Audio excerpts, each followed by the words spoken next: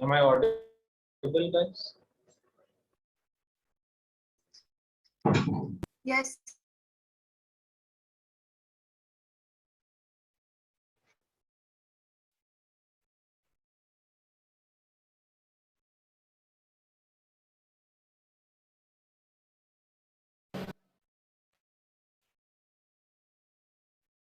हाँ जी, बताएंगे जरा।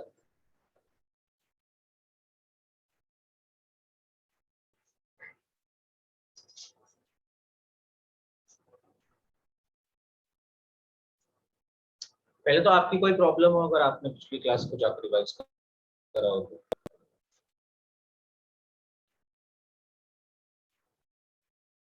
पूछ सकते हैं।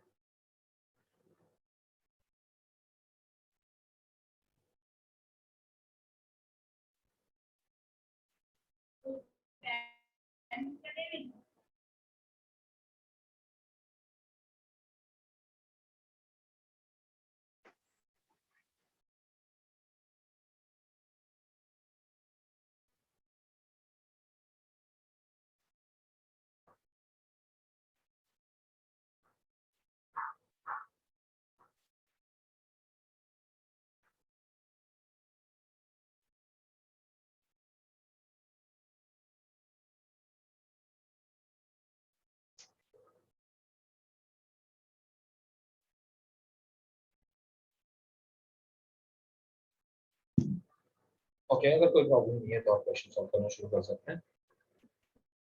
This is related to modulus inequality only.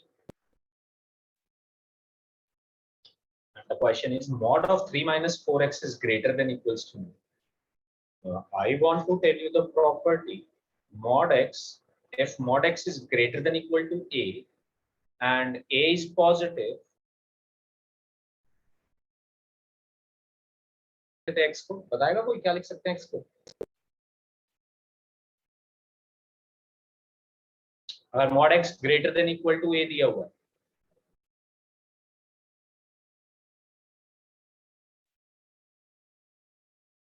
what is x? Greater than 9 आता है x और less than -9 less than equal to x greater than equal to a और x less than equal to minus a, ये दो solution बनने चाहिए। तो आप मॉड को ओपन करेंगे यहाँ से, तो या तो ये पूरी की पूरी वैल्यू होगी ग्रेटर देन इक्वल टू 9, या तो ये पूरी की पूरी वैल्यू होगी लेस देन इक्वल टू -9।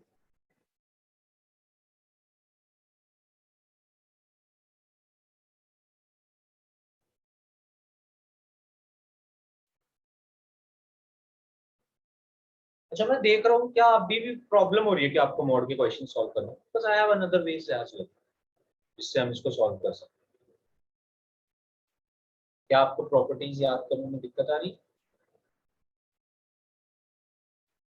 ये 3 4 5 प्रॉपर्टी जो थी ये काफी इंपॉर्टेंट थी, इसका बार बार काम पड़ेगा। आप दूसरा तरीका बता दो, अगर वो अच्छा हुआ तो फिर वो कर लेंगे।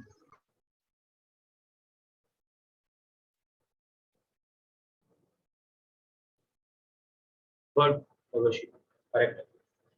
दूसरा तरीका ये है ऋषिक कि जब भी अपन मॉड ओपन करते हैं तो उस वैल्यू से पहले प्लस माइनस लगा देते हैं। तो हम इसको ऐसे भी सॉल्व कर सकते हैं कि सीधा सीधा मॉड को हटा दें, यानी कि ये मॉड यहाँ से हटाएं तो 3 माइनस 4x से पहले प्लस भी लगा दें और माइनस भी लगा दें, फिर एक बार प्लस लगा के ग्रेटर देन इक्वल टू 9 लिखें, या फिर माइनस लगा के इससे पहले तब ग्रेटर देन इक्वल टू 9 लिखें, तब भी तेरे आंसर वही आए।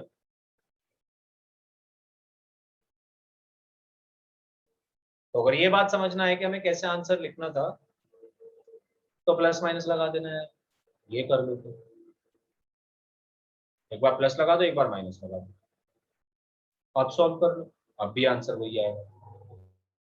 x का mod greater than equal to 9 है, तो या तो 3 माइनस 4x ही ग्रेटर देन इक्वल टू 9 है, या तो 3 minus 4x less than equal to -9।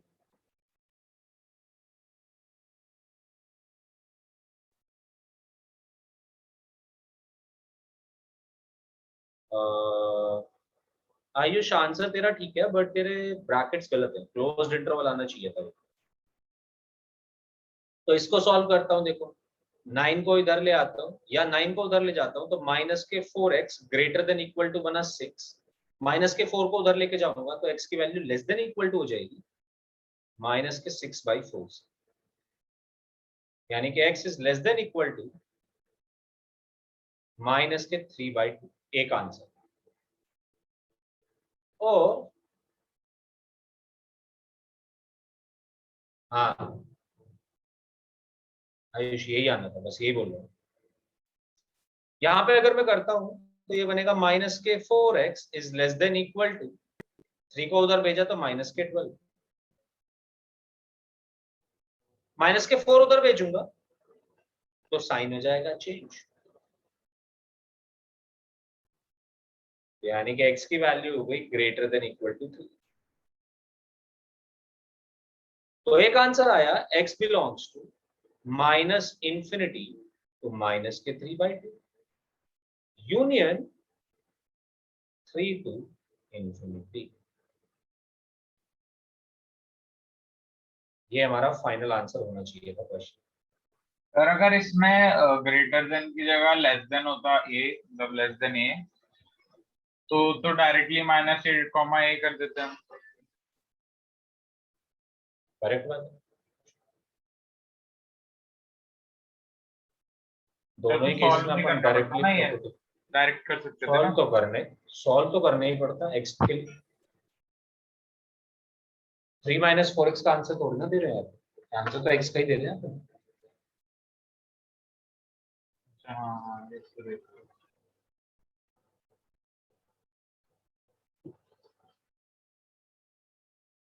बस सर उल्टी हो जाती है इनइक्वालिटी। इसी को स्क्वायर करके भी निकाल सकते थे भाई, एक और तरीका, दोनों साइड स्क्वायर कर देते तो भी क्वेश्चन सॉल्व हो जाता। जैसे कि नेक्स्ट क्वेश्चन वही दे रहा हूं मैं तुम्हें,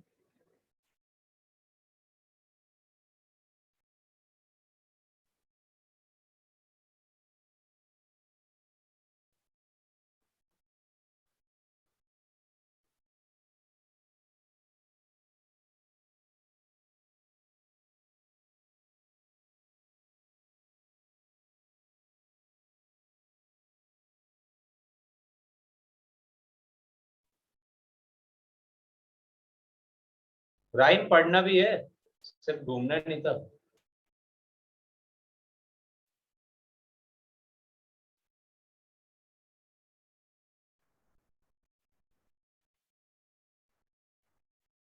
तभी मैं तुझसे आंसर पूछता हूँ, तू गायब रहता है। सर वो एक चीज देनी थी, वो गलती से कैमरा खुल गया।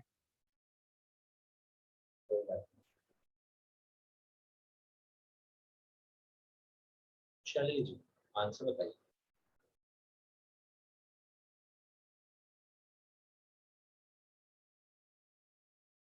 मॉड को एक तरीका सॉल्व करने का मैं आपको बता चुका हूँ, स्क्वायर कर।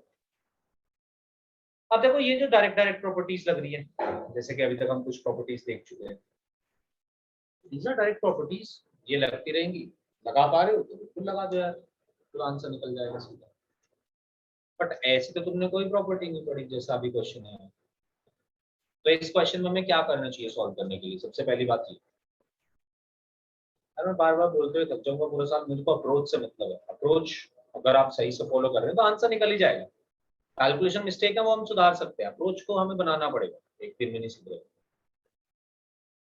सर एक तरीका है सर, जब अगर हम स्क्वायर करेंगे तो स्क्वायर के बाद दोनों जगह स्क्वायर होके फिर स्क्वायर रूट लेंगे तो प्लस माइनस 2 आएंगे। एक बार प्लस लेंगे तो वो तो तू डायरेक्ट मॉड ही खोल दे।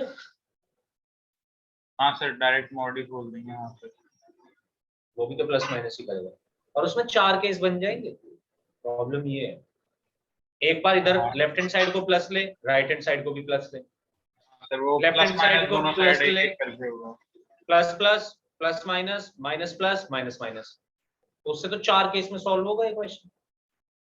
अगर हम मोड को ओपन करें प्लस माइनस में, तो उससे तो यार 4 केसेस में सॉल्व होगा क्वेश्चन। तो बेटर वे स्क्वायर कर दो दोनों साइड, स्क्वायर करते ही मोड हट जाता है खुद ही। स्क्वायर करो तब सॉल्व करो। स्क्वायर करने के बाद ये सिंपल x + 3 का स्क्वायर बन जाएगा, ना कि mod x प्लस 3 का, और फिर सॉल्व करोगे तो फिर आसानी से सॉल्व होगा। करो।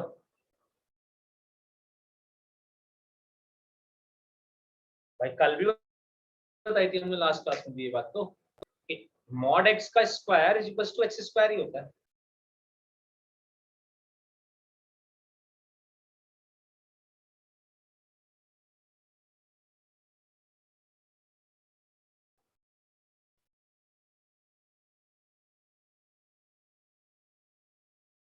जब तक आप डिफाइन करने से बच पा रहे हैं मोड को, बचिए। मेरा पॉइंट ये है, डिफाइन मतलब कि हमें मोड को अलग अलग लिखना ना पड़ रहा हो। डिफाइन हम कर सकते हैं किसी भी मोड को। कल मॉड एक्स को आपने डिफाइन करा था, अभी आगे क्वेश्चन करूंगा उसमें डिफाइन भी करना पड़ेगा। कभी कभी हमारे पास नहीं होगा ऑप्शन, वहां पे हम कुछ नहीं कर सकते, कोई ऑप्शन नहीं होगा। जब कोई ऑप्शन नहीं होगा तो तब हमें डिफाइन करना ही पड़ेगा। नहीं तो आप मोड के क्वेश्चंस, या तो ये 5 प्रॉपर्टीज जो हमने उस दिन लिखी थी, या तो आप उन 5 प्रॉपर्टीज से मोड का क्वेश्चन सॉल्व कर सकते हो, या फिर 6th चीज है कि आप स्क्वायर कर दो दोनों साइड, तो आप मोड का क्वेश्चन सॉल्व कर दोगे। तो या तो यूजिंग प्रॉपर्टीज या स्क्वायरिंग। अभी तक आप 2 तरीके सीख चुके हो मोड को सॉल्व करने के, और ये दोनों मोस्टली यूज्ड है, ये दोनों मोस्टली यूज्ड है। पर फिर अपन एक क्वेश्चन यार कुछ और भी कर लेते हैं, तो करेंगे वो भी। हाँ भाई, स्क्वायर करा किसी ने? उर्वशी आंसर दे दे फटाफट। Yes sir. स्क्वायर कर, स्क्वायर करते तेरा क्वेश्चन सॉल्व हो जाएगा। स्क्वायर करने के बाद इजी हो जाएगा काफी क्वेश्चन। तो करो फटाफट।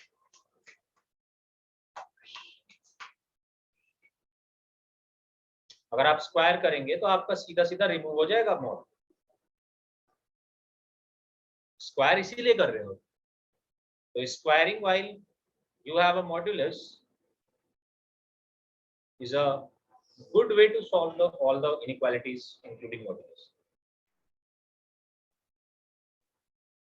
We have to find the value of x for which this equation is true. Now how to do this? You should take square of both sides. When you will take squares of both sides, the value will become x plus 3 का square इस side में is greater than sir इस वो side आ में रहा बनेगा। है sir 0 is greater then भेज दे भेज दे भेज दे भेज दे भेज दे।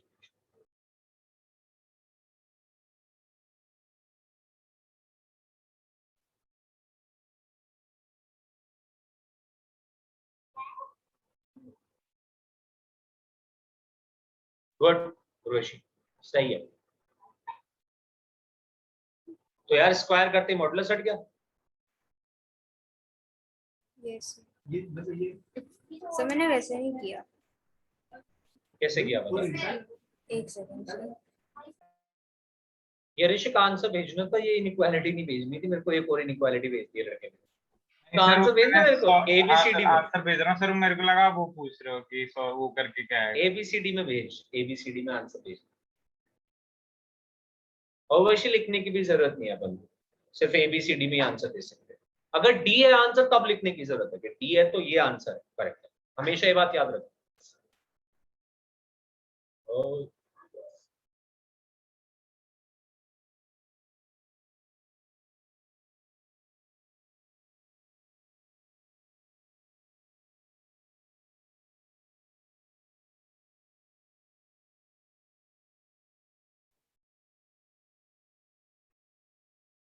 करेक्ट है आयुष।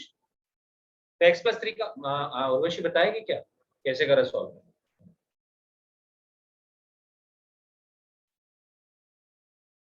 चल तू बता दियो, पहले मैं बता देता हूँ तूने कैसे किया सॉल्व, फिर तू बता दियो। करेक्ट है ऋषि। So x plus 3 का whole square is greater than 2x minus 1 का होल स्क्वायर। मैं इसको इधर ले आया तो a square minus b square का फॉर्मूला बन गया। तो ये बनेगा x plus 3 plus 2x minus 1 into x plus 3 minus 2x plus 1 greater than 0। a square plus a square minus b square है ये, तो ये बन गया a plus b into a minus b। अब तो वही काम है सर। अब बन जाएगा 3x + 2, अब बन जाएगा -x + 4 greater than 0। Minus common ले लेंगे, सब कर लेंगे, सीधा सीधी बात करो। अब तो बड़े हो गए हम, सीख चुके हैं हम अच्छे से बेबीकर्व को, तो हमें पता है कहाँ से शुरू होना चाहिए, माइनस से शुरू होना चाहिए। क्यों? क्योंकि यहाँ से माइनस कॉमन लेके बाहर चला जाएगा, माइनस प्लस माइनस। अगली बात, ये क्रिटिकल पॉइंट कौन निकालेगा? माइनस के 2/3 एंड 4, तो माइनस के 2/3 यहाँ पे आएगा, 4 यहाँ पे आएगा। हमें क्या चाहिए था? Greater than 0। ग्रेटर देन 0 का मतलब हुआ ये वाला पोर्शन। तो x की वैल्यू क्या बनी? -2/3 से लेके ये आंसर। इतना छोटा सा आंसर था, छोटा सा सॉल्यूशन। सर मेरे को ये समझ ही नहीं आया आपने किया कैसे सर स्क्वायर लेने के बाद। अच्छा, स्क्वायर लेने के बाद तो बहुत आसान है। स्क्वायर लेने के बाद तो तेरे को अभी आ जाएगा समझ। ये देख, a² is greater then b² दिया हुआ है, ऐसे समझ ले इसको। a की वैल्यू है x + 3, b की वैल्यू है 2x - 1। स्क्वायर के बाद का प्रोसीजर बता रहा हूँ, पहले का फिर तुझे बताना है मुझे। पहले हमने क्या किया, a² is greater then b² लिखा हुआ है, b² को मैं लेफ्ट हैंड साइड ले आया, तो ये बन गया a² - b²। यस सर अब समझ गए। फिर a + b a - b बन गया। Yes sir. बट इंपॉर्टेंट तो पहला स्टेप दिव्यांशु, उसके बाद तो ये छोटी मोटी चीजें ही हैं, ये तो फिर हो ही जाएगी सर। इंपॉर्टेंट पहला स्टेप कैसे था? ऐसे था कि पहले स्टेप में हमें ये पता होना चाहिए था कि हम स्क्वायरिंग अगर करते हैं कभी भी मॉड्यूलस में, तो मॉड रिमूव हो जाता है। और ऐसा बहुत जगह देखने को मिलेगा तुम्हें, तो मॉड्यूलस को रिमूव करने के लिए आपको स्क्वायर यूज करना पड़ता है। सर एक्चुअली मैंने वो स्क्वायर करके खोल दिया ना, तो उसके बाद फैक्टर्स बन नहीं रहे थे। कोई बात नहीं, ये सब चीजें तो अमर ने बोला ही था तुझसे, आईक्यू पे तो काम करनी है, तो ये सब चीजें तो होती रहेंगी क्लियर। बट इंपॉर्टेंट बात ये थी कि देख, ये स्क्वायर क्यों कर रहे हैं।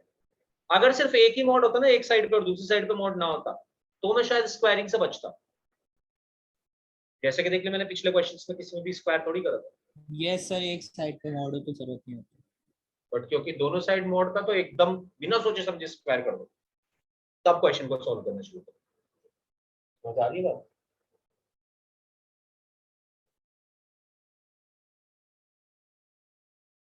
चलो, अगर तुम्हें ये बात समझ आई तो एक क्वेश्चन का आंसर करेंगे।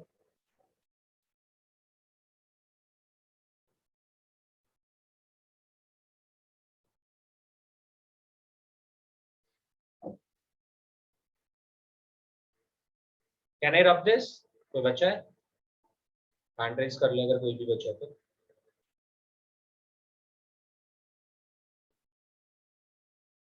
उन्हें बात समझ आई क्वेश्चन में क्या हुआ है वैसे? Yes.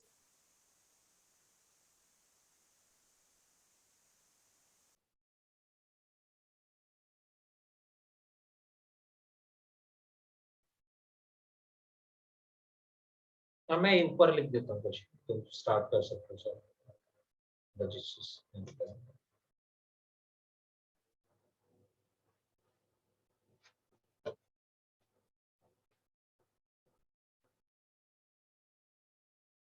पहली बात, रोशनी, क्या मेरे को यहाँ पे स्क्वायर करना चाहिए?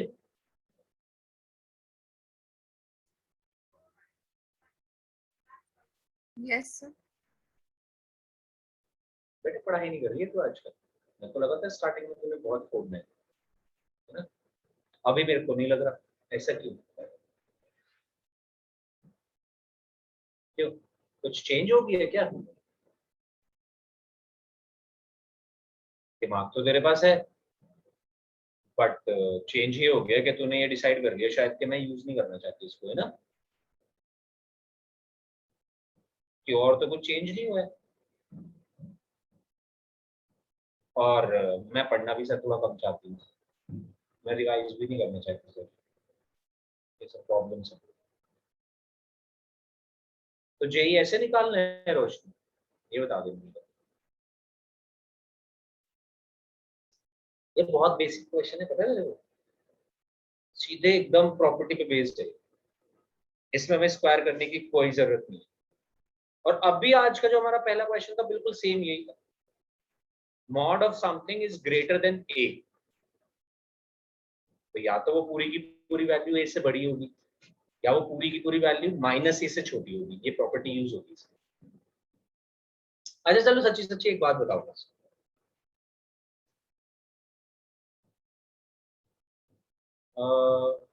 प्रॉब्लम है यार, देखो ऐसे नहीं पढ़ाएंगे ना तुम्हें कि मतलब पढ़ाते चले जाएं और तुम कुछ मेरे को जवाब ववाब दो ना, मतलब आंसर तो मुझे मिल रहे हैं शायद, वो तो कोई दिक्कत नहीं है, बट द पॉइंट इज के आंसर आने चाहिए और ज्यादा इस बैच से।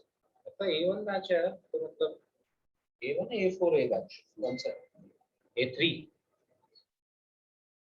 A3 है ना शायद, बोलो बात भी नहीं करोगे? Yes sir. A3 बैच, तो A3 बैच में से तो हमें सिलेक्शन चाहिए,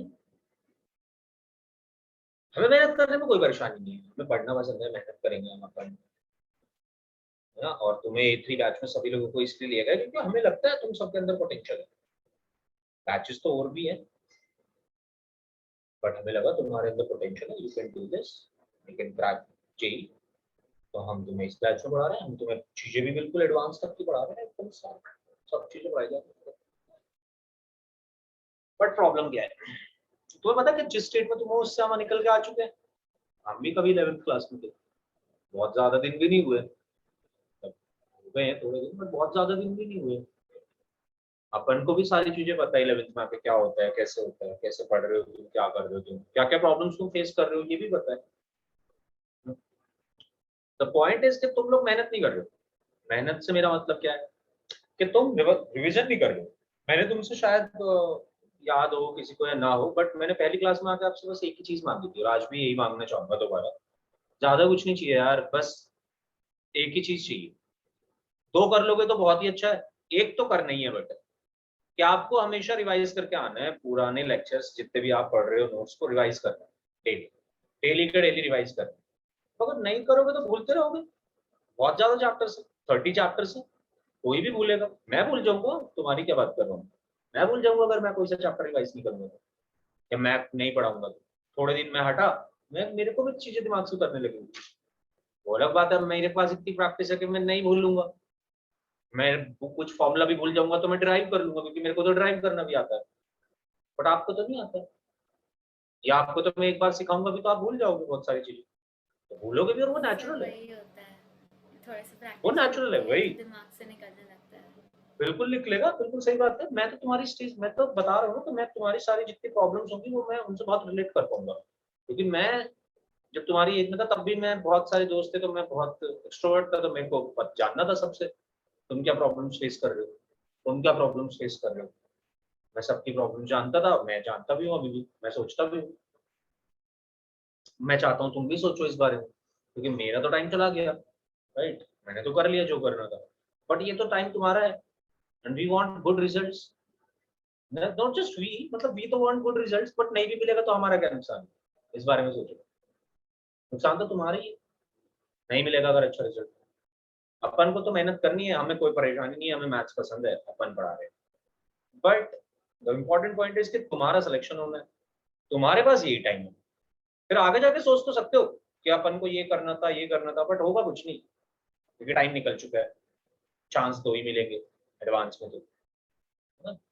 जितना स्ट्रॉन्ग अभी पढ़ते हुए चलोगे, जितना अच्छे से अभी चीजें करते हुए चलोगे, उतने कॉन्सेप्ट क्लियर होंगे, और एडिंग ऑन के इतना भी टफ नहीं है यार क्लियर करना, क्योंकि आपको अगर डेटा के हिसाब से मैं समझाऊं तो यार जितने भी बच्चे हमारे बैठ रहे हैं उसमें से 90% बच्चा तो हमारे कंपटीशन में ही नहीं है, पहले तो ये बात समझ लो, 90% बच्चा, और मैं आपसे ऐसे नहीं बोल रही बात, मैं हर साल से पढ़ाता भी हूँ, मैं पढ़ के भी आया हूँ ये सारी चीजें, मैथ्स पसंद है, मैथ्स सब्जेक्ट है मेरा, डेटा मेरे को पसंद है, डेटा के साथ खेलते हैं अपन, तो अपन को ये पता है बहुत अच्छे से कि 90% बच्चे तो अपने कंपटीशन में भी नहीं है, आपके लिए कंपटीशन सिर्फ 10% बच्चे हैं, आपको उसी 10% में एक्सेल करना है, राइट, अब अगर आप उस 10% में मेहनत नहीं करोगे और आप अपना 120% नहीं दोगे तो नहीं होगा, बिल्कुल नहीं बनेगा काम, बट वो 10% बच्चे सिर्फ 1 लाख ही है, या 1,50,000 मान लो, मैक्सिमम 15-16 लाख बच्चे पेपर दे देते हैं, है ना,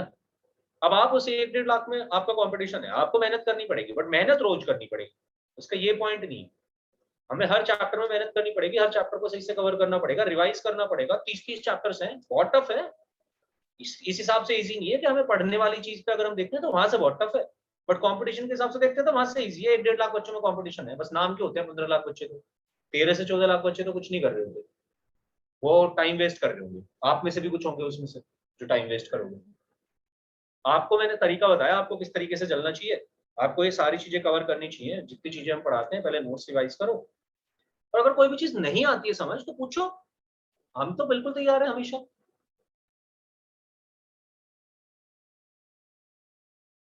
आयुष, जे मेन क्लियर कर ले, लाइफ सेट है, कोई दिक्कत नहीं। इतना हल्के में मत दियो कि ऐसी हो जाएगा क्लियर।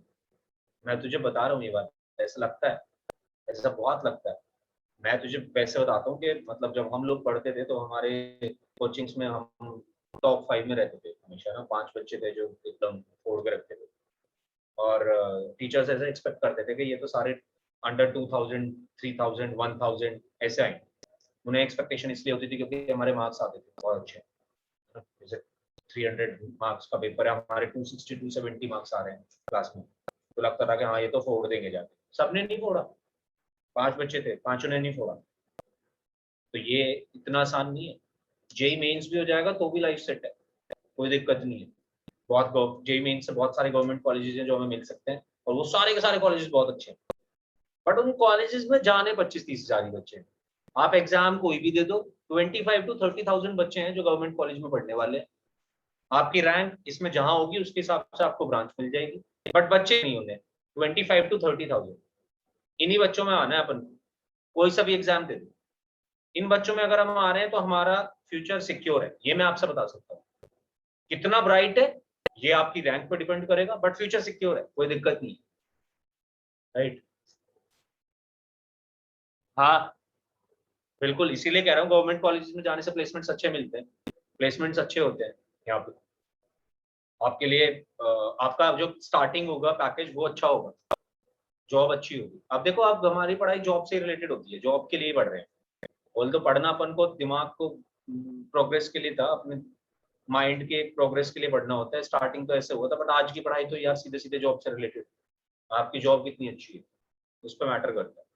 तो मैट, और वो चीज तभी अच्छी होगी जब गवर्नमेंट कॉलेज में जाओगे, तभी तब तुम्हें लोग देखेंगे कि हाँ यार ये कुछ से कुछ आता होगा, इसने पहले कंपटीशन क्लियर करा है तो इसको पता है, इससे बहुत सारी चीजें पता है। आज मैं तुमसे इतनी बातें बोल पा रहा हूँ सिर्फ इसलिए बोल पा रहा हूँ क्योंकि मेरी 99.25 परसेंटाइल थी जेई मेंस में, क्योंकि मुझे पता है, क्योंकि मैं घुस के आया हूँ, इस पूरी लाइफ से निकल के आया हूँ, तो मैं तुमसे इसीलिए बता पा रहा हूँ ये बात। बट द पॉइंट इसके बात बताने से नहीं चलेगा, बात तो मेहनत करनी पड़ेगी। और एक और बात मैं आपसे शेयर करना चाहता हूँ कि मेरे को ये बात समझ नहीं आई थी, इसलिए मैं आपसे ये बताना चाह रहा हूँ। बार बार नहीं बोलना चाहूंगा मैं ये सब बातें, आज मेरा थोड़ा मूड ऑफ हो गया तुम्हारी परफॉर्मेंस देख के, तो इसलिए मैं तुमसे बता रहा हूँ ये सारी बातें। कि पता है सब लोग अच्छा नहीं कर सकते, everyone can not be topper, कि भाई सब जेई एडवांस फोड़ दें, जेई मेंस फोड़ दें, ऐसे सब लोगों के साथ नहीं हो सकता। तो if you are privileged, if you are privileged enough, if you have brains, तो उसका यूज करो, उसको बेकार मत जाना। मैं एक और बात बताना चाहता हूँ, बहुत लोग करना चाहते हैं, लाइक आई हैव फ्रेंड्स जो करना चाहते थे, जो बहुत मेहनत करते थे। तुम तो कुछ भी नहीं करते हो, जो 8-8, 10-10 घंटा पढ़ता था। एक लड़का था मेरा दोस्त, 8-10 घंटा पढ़ता था वो डेली के हिसाब से। 3 साल पढ़ाई करी उसने, 11th-12th ड्रॉप किया, और वो नहीं कर पाया, बहुत परेशान रहता था वो। और बिल्कुल ट्रू स्टोरी है, वो बहुत परेशान रहता था, बहुत मेहनत करता था वो लड़का, 8-8, 10-10 घंटे पढ़ता था, बट वो नहीं कर पाता था। वो हमसे पूछता था कि तुम कैसे करते हो, तुम तो मुझसे कम पढ़ते हो, या तुम तो, मतलब वो हमारी एकदम पूजा करता था बिल्कुल, क्योंकि हम क्लास में आते थे टॉप। तो वो हमसे बार बार पूछता था। मेरा बहुत अच्छा दोस्त था, मैंने उसे बहुत अलग अलग तरीके से गाइड करा, बहुत अलग अलग मैंने हेल्प करने की कोशिश करी उसकी, बट मेरे को समझ आ गया कि इससे नहीं होगा। मुझे ये चीज उसे भी पता थी ये बात, बट ऐसा नहीं है कि उसकी मेहनत खराब गई। अब आप इस बात को यहाँ से मत लेना। उसने 8-8, 10-10 घंटे पढ़ाई करी, उसने बहुत मेहनत करने की कोशिश करी, उसने चाहा कि मैं निकाल दूं, मैं जेई के अंदर अंडर 20,000 रैंक ले आऊं। बहुत मेहनत करने के बाद वो 52,000 पे पहुंचा, नहीं कर पाया। और 8-8, 10-10 घंटे पढ़ता था वो, क्योंकि उसके पास वो नेचुरली उतना टैलेंटेड नहीं था। उसने अपनी मेहनत से बहुत कोशिश करी, और उसकी वजह से वो शायद 5 लाख से 50,000 पर उठ के आ गया। बट उसके अंदर वो उसके बेसिक्स उतने स्ट्रांग नहीं थे, या उसने पहले से उतनी पढ़ाई नहीं करी थी कि वो नहीं पहुंच पाया वहां तक जहां उसे पहुंचना था। बट ऐसा नहीं है वो बेकार हो गया। आज 4 साल बाद मैं उसे देखता हूँ तो मैं देखता हूँ कि बहुत सारे हमारे जो पीयर्स थे उन सब में वो बहुत बेहतर स्थिति में है। क्योंकि उसने मेहनत करना सीख लिया। ये जर्नी एक पार्ट है तुम्हारी लाइफ का। ये जर्नी ये नहीं बताती तुम्हें कि तुम अगर तुम्हारी रैंक अच्छी आएगी तभी तुम सक्सेसफुल होगे। पहली बात तो आप ये समझो। मैं आपको ये नहीं बोल रहा कि आप रैंक फोड़ो, कि सबको रैंक बहुत अच्छी लानी है। नहीं आएगी यार कुछ लोगों की, टू बी ऑनेस्ट नहीं आएगी। कुछ लोग होंगे जिनकी बहुत अच्छी रैंक आएगी इसी क्लास में से, कुछ की नहीं आएगी। पर उसका ये मतलब नहीं है कि आप फेलियर होगी। आप ऐसे भी मत समझना इस बात को। बट आप मेहनत करना सीख पाए या नहीं सीख पाए, इस बात से आपकी फेलियर डिसाइड होगी या सक्सेस डिसाइड होगी। क्योंकि ये एक जर्नी है। अगर आपने मेहनत करना सीख लिया इस जर्नी में, तो आपको आगे कभी लाइफ में प्रॉब्लम नहीं आएगी। ये आपको यहाँ पे ये सिखाया जा रहा है कि मेहनत करो, आपको करनी पड़ेगी। आप जॉब करेंगे, जॉब में भी आपको बैठना पड़ेगा बहुत बहुत टाइम, आपको सुबह से शाम तक काम करना पड़ेगा, राइट। और इसी के लिए आपको प्रिपेयर करा जा रहा है कि आप कितने सिंसियर हो, आप कितनी मेहनत से काम कर सकते हो। यही दो चीजों के लिए आपको प्रिपेयर करा जा रहा है, टू बी ऑनेस्ट। तो आपको, अगर आपने मेहनत करना सीख लिया तो आप सक्सेसफुल हो। रैंक डिसाइड नहीं करेगी। रैंक आ गई बहुत ही अच्छी बात है यार, बट और अगर आप मेहनत करोगे तो रैंक भी अच्छी आएगी। ऐसा नहीं है कि रैंक बेकार आएगी। कितनी अच्छी आएगी ये नहीं कह रहा मैं, पर ठीक आएगी। Like you will have a respectable score. यहाँ ठीक है यार, नहीं कर पाए उतना, बट जितना कर पाए कर लिया, तो वो मेहनत आगे जरूर काम आएगी। पर अगर आप मेहनत ही नहीं करोगे तो प्रॉब्लम है। तो इसीलिए मैं रोशनी से थोड़ा डिसअपॉइंटेड हूँ, क्योंकि I believe that you have that privilege that you can crack JEE mains, and if you are not doing that तो वो प्रॉब्लम है, तेरे पार्ट में बहुत बड़ी प्रॉब्लम। तो इसको सुधार ले, ठीक है, और मेहनत करनी शुरू कर दो। मेहनत करने के लिए क्या करना है ये मैंने देख तेरे को पूरा तरीका बताया। अच्छा, तो ऐसी प्रॉब्लम्स भी आती हैं, सब पूछ लिया करो मुझसे। कि अभी आयुष पूछ रहा है मुझसे कि भाई मैंने सुना है कि मतलब जेईई के लिए तीनों सब्जेक्ट स्ट्रांग होने चाहिए। ये तो बहुत ही अच्छी बात है अगर तीनों सब्जेक्ट स्ट्रांग हो, वो तो बेस्ट केस सिनेरियो है। पर नहीं होता, बेस्ट केस सिनेरियो हम अचीव नहीं कर पाते, तीनों सब्जेक्ट स्ट्रांग नहीं हो पाते हमारे। मतलब ऐसा जनरली होता है कि तीनों नहीं हो पाते, किसी का तो एक बहुत स्ट्रांग होता है। तो अगर एक बहुत स्ट्रांग है तो आपको बेनिफिट उठाना है, आपको ये स्ट्रैटेजी लगानी है। ये सब आप इसको ऐसे समझो कि आपको अपनी स्ट्रेंथ पे प्ले करना है। As long as you are playing on your strength you will be ahead of the pack. कि आपको अपनी स्ट्रेंथ के बारे में पता है, पहली बात। और दूसरी बात कि आपने उस स्ट्रेंथ को अच्छे से प्ले करा। प्ले करने का क्या मतलब है, सपोज आपका मैथ स्ट्रांग है, आपकी फिजिक्स और केमिस्ट्री उतनी स्ट्रांग नहीं है, तो आप जेईई मेंस के पेपर में बैठ के मैथ्स में कितना स्कोर ला रहे हो ये आपके लिए बहुत मैटर करता है। आपका स्कोर 90 प्लस 80 प्लस ऐसे टाइप का होना चाहिए फिर मैथ्स में, राइट। और उन दोनों में थोड़ा भी रिस्पेक्टेबल जो भी तुम्हारी चीज बेटर हो, तो पहले पोर्शन भी उसी का ही करो जो आपका स्ट्रॉन्ग सब्जेक्ट है। जनरली वैसे ऐसा होता है कि अगर आपके 2 सब्जेक्ट स्ट्रॉन्ग होंगे, तीसरा थोड़ा हल्का भी होगा तो चलेगा, आप निकाल सकते हो जी। पर अगर आपको रैंक फोड़नी है बहुत अच्छी, तो उसके लिए तो तीनों सब्जेक्ट ही अच्छी चीज है।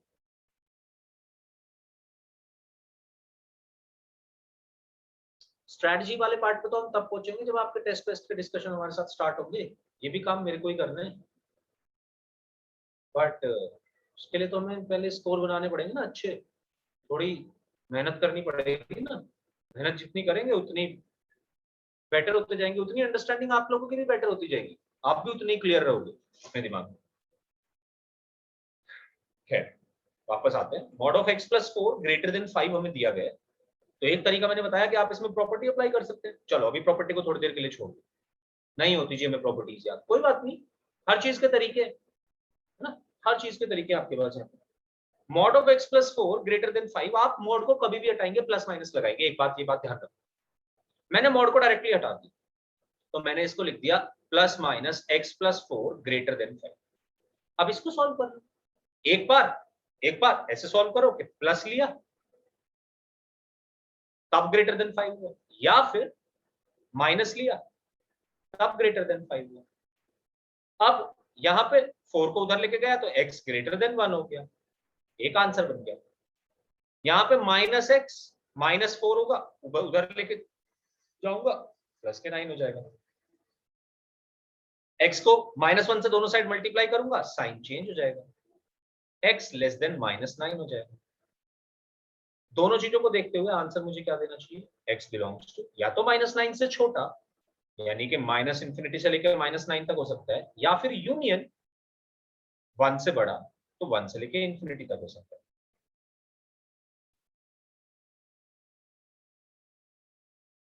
तो x का आंसर जो बनेगा इस क्वेश्चन के लिए वो बनेगा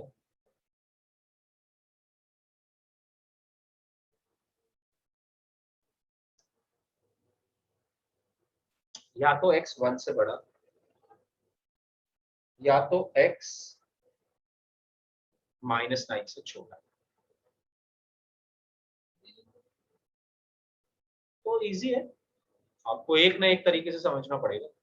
या तो आप प्रॉपर्टीज याद कर लो, प्रॉपर्टीज काफी काम आएंगी, वैसे भी देख सकते हो, या फिर ऐसे देख सकते हो कि जब भी मॉड को हटाओगे तो प्लस माइनस करो।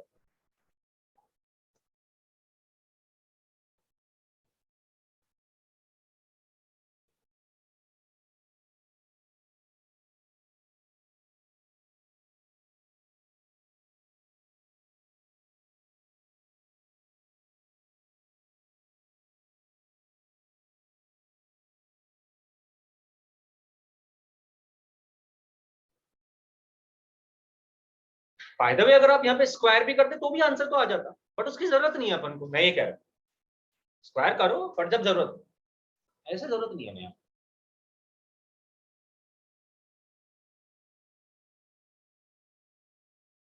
ये जितने भी डाउट्स हुआ करे, जहां भी परेशानी हुआ करे, बात करो, क्लियर कराओ। मैं हर चीज को आपको कोई भी बात करनी है करो।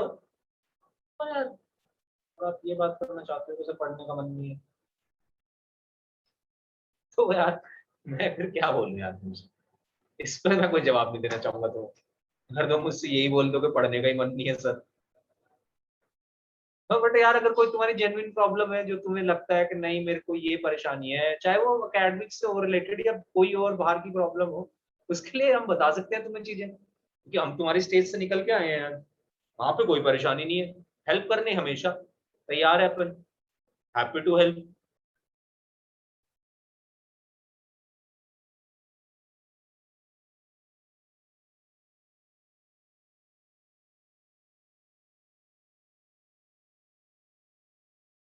हंसते खेलते पढ़ा करो, खुश होकर ना, परेशान होकर नहीं पढ़ते, परेशान होकर पढ़ेंगे तो नहीं होगा कुछ भी। खुशी से पढ़ो, खुशी से पढ़ोगे तो चीजें भी समझ आएंगी। खुशी से नहीं, मेरे पढ़ना प्राइम से ही है, बट बी हैप्पी।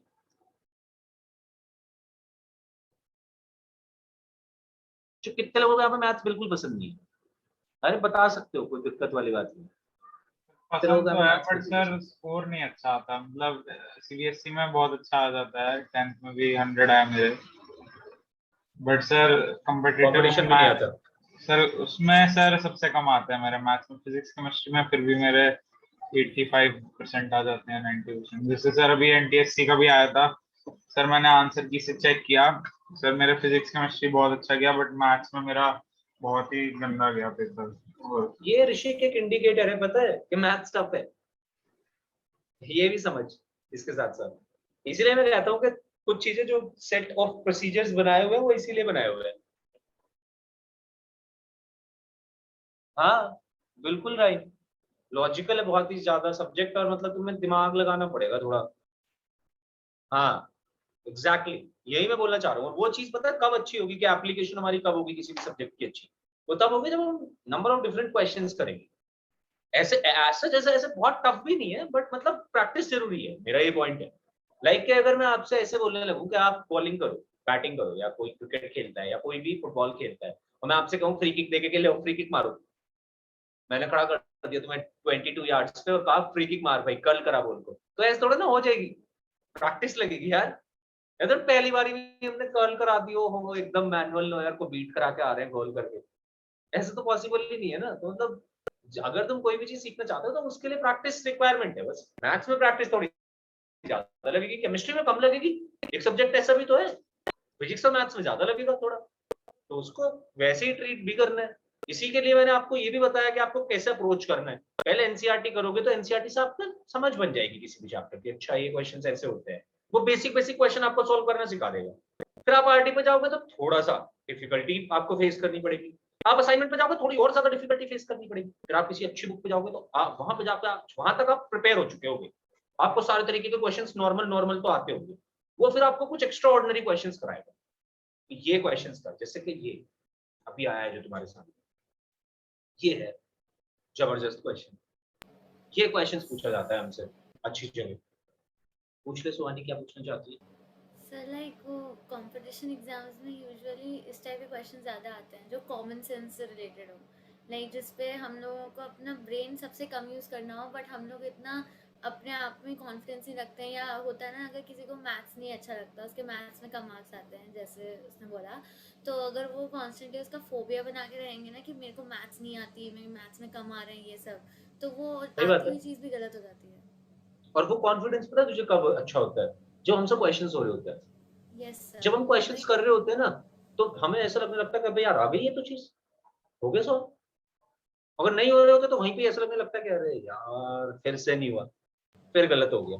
लाइक पहले मुझे भी मैथ्स बिल्कुल नहीं पसंद था, बट मैंने भी जब उसकी प्रैक्टिस करना स्टार्ट किया, एक्चुअली दिमाग खोल के समझने लगी मैथ्स को, तो मेरे को 8th ऑनवर्ड्स अच्छा लगने लगा।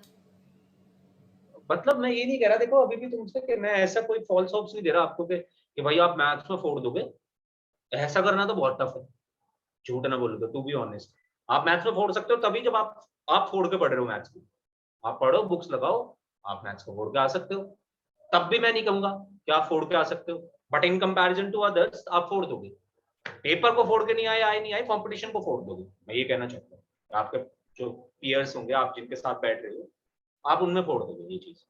बट हाँ, ऐसा भी नहीं है कि यार आप मैथ्स पढ़ोगे और नंबर ना आए।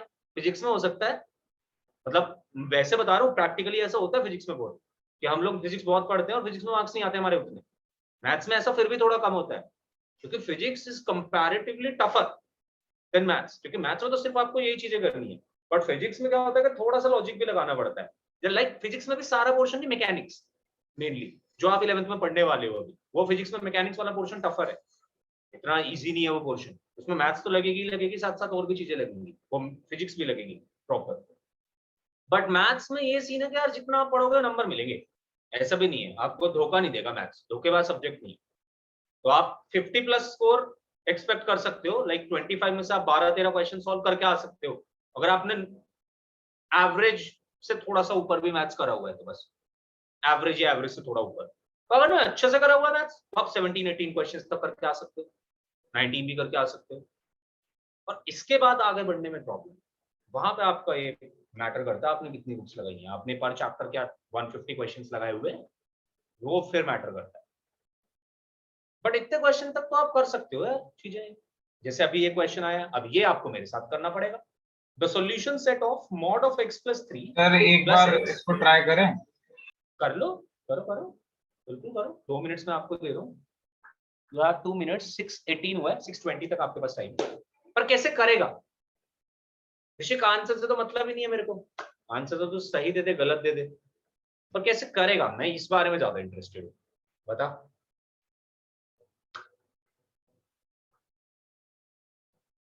चेक कर लेता हूँ।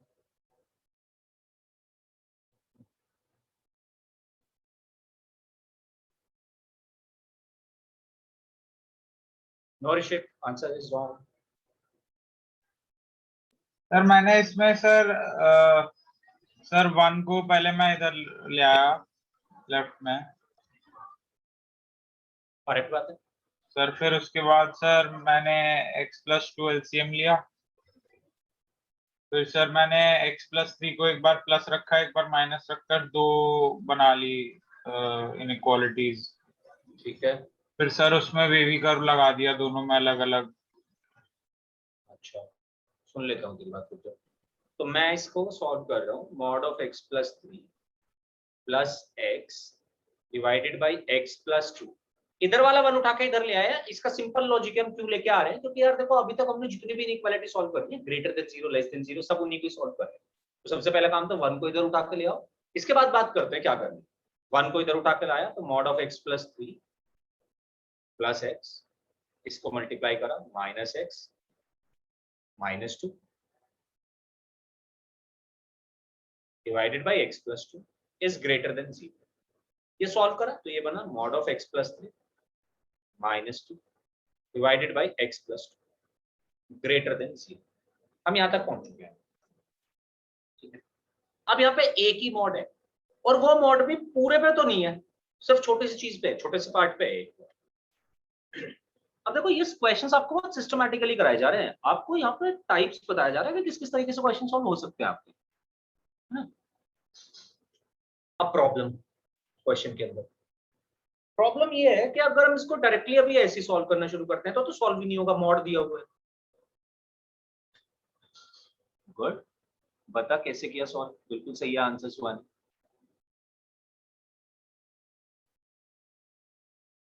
The important thing is how to solve, not the answer. Answer तेरा करेक्ट और है। तरीका है सर। अच्छा नहीं सर, लेकिन उसमें पूरे में मॉड नहीं है ना। पूरे में mod में डिवाइड कर दिया था। कैसे? तो मैंने एक लिया था x plus 3 plus x upon x by x plus 2 is greater than 1, तो उसको मैंने जब सिंप्लीफाई किया तो it became 2x plus 3 upon x plus 2 minus 1 greater than 0। ठीक है, और दूसरी इक्वेशन क्या बनी? भाई पूरी इक्वेशन मत बता, बस यही बता दे जो तू बता रही है। पहली बार तूने ये बनाया, mod of x plus 3 को x plus 3 की तरह ओपन कर लिया। ओके, तो सेकंड वाले में sir x plus 3 would be is smaller is sorry 0 is greater than x plus 3, तो उसका मॉड्यूलस ऑफ x plus 3 हो जाएगा माइनस x, मतलब माइनस ब्रैकेट में whole x plus 3, so it Correct can बात बी माइनस ब्रैकेट होल में x plus 3 plus x upon x ठीक है, plus ठीक है, 2 ठीक है, ग्रेटर देन ठीक है, ठीक है, ठीक है, वो नहीं जानना मेरे को, सही बात है वो, ठीक है। बस बात मैं ये जानना चाहता था तूने क्वेश्चन कैसे सॉल्व करा। उन्हीं क्वेश्चन का आंसर तो गलत है, but I want to know कि how did you approach. Sir मैंने मतलब पहले वो x प्लस 3 प्लस एक्स किया, उससे 2x plus 3 upon x plus 2 greater than 1 आया। फिर सर x प्लस 2 को उधर ले गया, फिर मेरी इक्वेशन बन गई x ग्रेटर देन -1। और सर एक बात बता मेरे को, तूने x प्लस 2 को उधर कैसे लेके गया? क्या हम x प्लस 2 को नहीं उधर लेके जा सकते हैं? नहीं सर, x प्लस 2 तो हमारा देख वेरिएबल है, अगर हम उधर लेके जा रहे हैं जा तो सकते हैं, बट इन दैट केस हमें डिफाइन करनी पड़ेगी चीजें कि x प्लस 2 पॉजिटिव है या x प्लस 2 नेगेटिव है, दोनों सिचुएशन कंसीडर करनी पड़ेगी। आयुष बता दे। हाँ अच्छा, तूने बोला x plus 3 greater than equal to 0 लिया, पहला केस करेक्ट बात है, मतलब तूने मॉड को डिफाइन कर दिया, राइट? ऋषिक तूने कैसे सॉल्व किया, अब ये भी बता। मेरी कैलकुलेशन मिस्टेक है सर। अच्छा सर, वैसे मैं बता देता हूँ कैसे किया सर। सर कैलकुलेशन से कोई दिक्कत नहीं है, वो कर सर लेंगे मैंने अपन। यहीं तक किया है जो आपने किया है सर। फिर मैंने मॉड को प्लस माइनस के तरह खोल दिया, एक बार प्लस लेके पूरी सॉल्व की और एक बार माइनस लेके। पर जब तूने ये खोला, मेरी बात सुन, जब तूने ये खोला तो इसको हमें डिफाइन करना पड़ता। अब ये डिफाइन जो हम कर रहे हैं ये तो दो केस बन जाएंगे ना अलग अलग, ऐसा भी तो समझ इस हाँ बात। सर, दो केस ही किए हैं सर, वो मैंने सर थोड़ी गलती कर दी है उसमें सर। दोनों का अच्छा। फिर इंटरसेक्शन लेंगे। इंटरसेक्शन नहीं, यूनियन ही लेंगे। अच्छा यूनियन, तो सर मेरा पार्शियली करेक्ट है आंसर वो जो मैंने भेजा है? हाँ पार्शियली करेक्ट है तेरा आंसर। हाँ सर, वो -5 का वो वाला पार्ट गलत है मेरा। हाँ पार्शियली करेक्ट है तेरा आंसर। अच्छा जी, सबसे पहली चीज देखो, ये जो मॉड ऑफ x प्लस 3 दिया गया है यही हमारी प्रॉब्लम है क्वेश्चन में। अगर ये हम कर लेते सॉल्व तो कोई दिक्कत नहीं होती, but mod of x plus 3 को हमें सॉल्व करना पड़ेगा। इसके लिए हमें कुछ ना कुछ चीजें देखनी पड़ेगी। तो मॉड ऑफ x प्लस 3 को सॉल्व करने के लिए इसको पहले डिफाइन करो। आप किसी भी मॉड को डिफाइन कर सकते हो। मॉड को डिफाइन करने का क्या मतलब है? जैसे हमने पहली क्लास में सीखा था मॉड x को x और -x लिखा था, उसी तरीके से मॉड ऑफ x प्लस 3 को मैं ऐसे लिख सकता हूं, या तो मैं इस वैल्यू को बोल सकता हूं x प्लस 3, यानी कि एज इट इज बाहर आ गई, करेक्ट है उर्वशी, या फिर इसी वैल्यू को मैं बोल सकता हूं minus times of x plus 3। ऋषिक गलत आ रहा है तेरा आंसर, कुछ गलत ही गड़बड़ कर रहा है। बट पहले मेरे साथ डिफाइन करना सीखो। आपने उस दिन सिर्फ मॉड x को डिफाइन करा था, आज हम मॉड ऑफ x प्लस 3 को डिफाइन कर रहे हैं। मॉड ऑफ x प्लस 3 को डिफाइन करने का ये मतलब है, डिफाइन क्या है, डिफाइन क्या है, पहले सीधी मोटी बात करते हैं। डिफाइन क्या है, चलिए डिफाइन क्या कर रहे हैं, मतलब डिफाइन करने का मतलब है कि इसकी वैल्यू क्या है। इसकी वैल्यू x प्लस 3 भी हो सकती है भाई, और इसकी value minus times of x plus 3 भी हो सकती है भाई। क्यों? क्योंकि इसका आंसर हमेशा पॉजिटिव रहना है। अगर ये पूरी वैल्यू ही पॉजिटिव है अंदर पूरी वैल्यू से मतलब x प्लस 3 ही अगर पॉजिटिव है तो एज इट इज बाहर निकल जाएगा, और अगर ये x प्लस 3 नेगेटिव है, नेगेटिव मतलब x प्लस 3 लेस देन 0 है, तो इसकी वैल्यू माइनस लग के बाहर निकलेगी, जिससे कि ये पॉजिटिव बन जाए। हमेशा यही दो सिचुएशन बनती है। पहली सिचुएशन, आपके अंदर मॉड में जो भी है पूरा एक्सप्रेशन एज इट इज बाहर आ जाएगा अगर वो पूरा एक्सप्रेशन पॉजिटिव है। दूसरी बात, या फिर वो एक्सप्रेशन माइनस लग के बाहर निकलेगा अगर वो एक्सप्रेशन नेगेटिव है। दोनों वही केस लिए हैं, कंडीशन भी साथ में लिखना बहुत जरूरी है। अब देखते जाना जरा, पहले मैं मॉड ऑफ x प्लस 3 को डिफाइन ही करके दिखा रहा हूं। आगे से इस काम को मैं और जल्दी भी करना है, बट उसके लिए पहले ये समझना इंपॉर्टेंट है। तो या तो मॉड ऑफ x प्लस 3 की वैल्यू होगी x प्लस 3 जब x greater than equal to होगा -3। कहने का मतलब x को -3 से ऊपर कुछ भी रखो पॉजिटिव ही बनेगा, तो आंसर एज इट इज बाहर निकल जाएगा। x की वैल्यू -3 से छोटी कुछ भी रखो, -4 रखूंगा तो देखो मॉड के अंदर नेगेटिव बन जाएगा। -4 रखती, -4 प्लस 3 -1 बनेगा आंसर। तो -1 को एज इट इज थोड़ी बाहर निकाल देंगे, -1 से पहले तो माइनस लगाना पड़ेगा जिससे कि वो माइनस माइनस प्लस हो जाए, तो इसीलिए देखो माइनस लगा के बाहर निकाल। अब इन दोनों केसेस को आप कंसिडर करोगे अलग अलग। केस 1, जब x होगा greater than equal to -3। Case 2, जब x होगा लेस देन -3। आपको इनिशियल कंडीशंस डिफाइन करनी पड़ेगी। जब x होगा ग्रेटर देन इक्वल टू -3 तो आपकी ये जो इक्वेशन है, ये जो कंडीशन है, ये क्या बन जाएगी? मॉड एज इट इज खुल जाएगा, डिवाइडेड बाय x प्लस 2 हो जाएगा, ग्रेटर देन 0 हो जाएगा। x plus 1 upon x plus 2 greater than 0 हो जाएगा। ये एक जनरल वेवी कर्व का क्वेश्चन है। बस आपको क्या ध्यान रखना है, कोई बता सकता है मेरे को कहां गलती करेंगे हम इसमें? अगर कोई गलती करेंगे तो सर -2 नहीं होगा। इनिशियल कंडीशन ध्यान रखनी है कि आप जो भी आंसर दे रहे हैं वो हमेशा -3 से बड़े वाले ही दे सकते हैं, बस इससे छोटा आंसर नहीं दें जब एंड में आप आंसर देंगे। तो इसका आंसर बनेगा, मैं दिखा भी देता हूं आपको। यहाँ पे हमारे दो क्रिटिकल पॉइंट आएंगे, नीचे वाले से आएगा -2। दिव्यांशु गलत है आंसर, पर चेक कर लो। यस सर, बताया नीचे वाले से इनिशियल कंडीशन में। ओके, नीचे वाले से -2, ऊपर वाले से -1, क्रिटिकल पॉइंट्स आया। दोनों x का कोफिशिएंट है पॉजिटिव, तो स्टार्ट होगा पॉजिटिव, नेगेटिव, पॉजिटिव। मेरे को क्या चाहिए? ग्रेटर देन 0 चाहिए, तो -1 से बड़ी तो कोई भी वैल्यू ले ही सकता है, और यहां से आंसर आएगा मेरा -2 से कोई भी छोटी वैल्यू। अभी आंसर दूंगा मैं इसका, रुक जाओ। आपको इनिशियल कंडीशन को जरूर ध्यान में रखना है, ये बात हम पहले भी कर चुके हैं।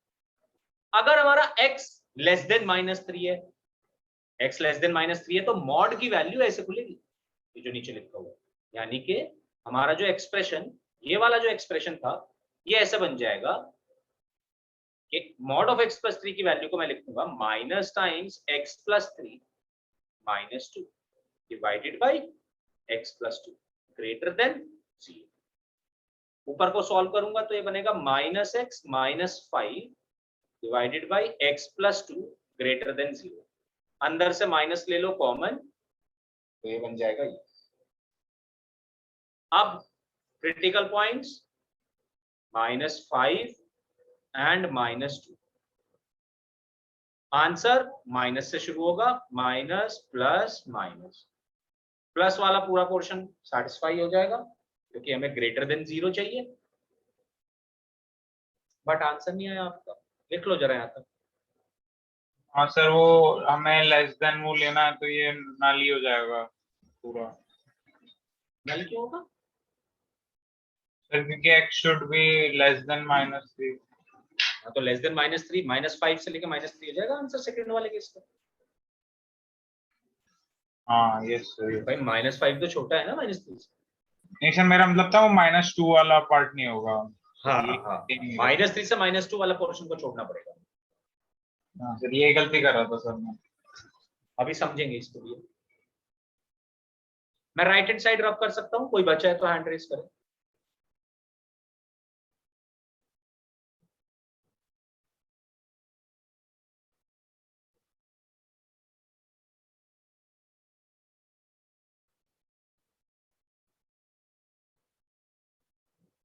देखिए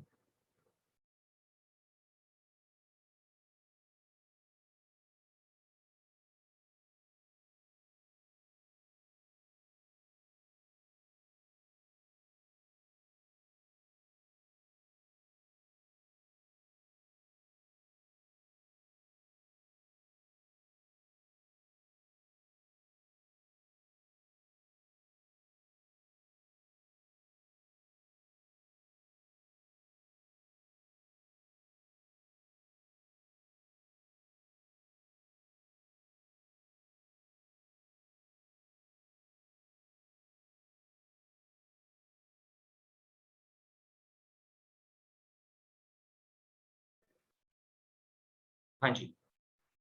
तो पहले क्वेश्चन का आंसर मैं आपको देना चाहूंगा। पहले में इनिशियल कंडीशन है x ग्रेटर देन -3। जो हमारा फाइनल आंसर आया वो आया x belongs to -infinity to -2 union -1 to infinity.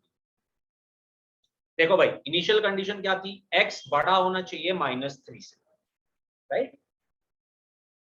Answer क्या आया, एक आंसर तो आया -1 से इंफिनिटी, कोई दिक्कत नहीं है मेरे को, कोई दिक्कत नहीं। देख लो जरा इसका आंसर क्या क्या आ रहा है। ये -2 है कहीं, ये -1। तो आंसर कह रहा है या तो इससे बड़ा हो इधर हो या इससे छोटा हो इधर हो। पर इनिशियल कंडीशन क्या कह रही थी कि -3 होगा कहीं यहाँ पे। इनिशियल कंडीशन कह रही थी इससे बड़ा ही आंसर दे सकते हो आप। कॉमन पोर्शन देखो, या तो -3 से -2 तक जा सकते हैं या -1 से इंफिनिटी तक जा सकते हैं। तो इन दोनों को देखते हुए आंसर ये बनेगा। और -3 पे इक्वालिटी है, ऊपर देख लो -3 पे इक्वालिटी है। तो x की वैल्यू -3 से लेके -2 तक यूनियन -1 से लेके इंफिनिटी तक, ये दिया केस 1 ने आंसर। अब केस 2 देखते हैं। केस 2 कह रहा है x की वैल्यू छोटी है -3 से, और आंसर क्या बना, आंसर बना x बिलोंग्स टू -5 टू -2, जो वी कर सॉल्व करके आया। आंसर क्या दूं फाइनल, देखो जरा। मान लिया ये नंबर लाइन है,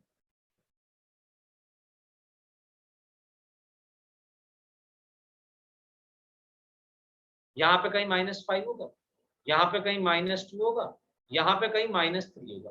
आंसर इनिशियल कंडीशन कह रही है, देखो भैया इधर ही आंसर दे सकते हो -3 से छोटे। और जो आंसर आया उसने कहा भैया आप -5 से -2 तक कुछ भी लेंगे चलेगा। मैंने कहा यार -3 से बड़ा तो मैं ले ही नहीं सकता। तो आंसर इसके हिसाब से बनना चाहिए x बिलोंग्स टू -5 टू -3, क्योंकि -3 से बड़ा नहीं हो सकता। नो, -5 से -3 तक आंसर बन सकता है, -3 से -2 वाला पोर्शन छोड़ना पड़ेगा क्योंकि वो इनिशियल कंडीशन को सेटिस्फाई नहीं कर रहा। तो x बिलोंग्स टू आया -5 टू -3, इसके हिसाब से आंसर। अब आंसर में इन दोनों को कंबाइंड करके देना पड़ेगा, दोनों का यूनियन है। ये भी आंसर सेटिस्फाई करेगा, ये भी आंसर सेटिस्फाई करेगा। अब जरा इसको फिर से देखो, मैं फिर से एक बार आपको इसे डिनोट करके दिखाता हूं सारे पोर्शन को। माइनस, ये कह रहा है, देखो ये क्या कह रहा है, -1 -2 -3 -5। ये कह रहा है पहले वाला इक्वेशन कि देखिए हमारा आंसर यहां से लेके यहां तक हो सकता है, इस पे ये लगाओ, इस पे ये लगाओ, -3 के बराबर हो सकता है, और या फिर -1 से बड़ा हो सकता है। दूसरी इक्वेशन क्या कह रही है, दूसरी इक्वेशन कह रही है हमारा आंसर -5 से लेकर -3 तक हो सकता है, और हमें इस पूरे का यूनियन लेना है। इस पे आएगा 3 पे, इसके हिसाब से सेकंड इक्वेशन के हिसाब से 3 पे -3 पे इक्वालिटी नहीं आ रही, पर पहली इक्वेशन के हिसाब से तो आ रही है -3 पे इक्वालिटी, यानी कि -3 के इक्वल भी हो सकती है वैल्यू। दोनों को कंबाइंड करेंगे तो ये बेसिकली ये कह रहा है, दोनों को अगर हम कंबाइंड करें कि भैया -5 से -2 तक कुछ भी ले लो, क्योंकि -5 से -3 तो सेकंड वाली इक्वेशन ने दे दिया, और -3 से -2 फर्स्ट वाली इक्वेशन ने दे दिया। तो पूरा का पूरा पोर्शन ही कंप्लीट हो गया -5 से लेकर -2 तक। यूनियन -1 से इंफिनिटी का तो कुछ होगा ही नहीं।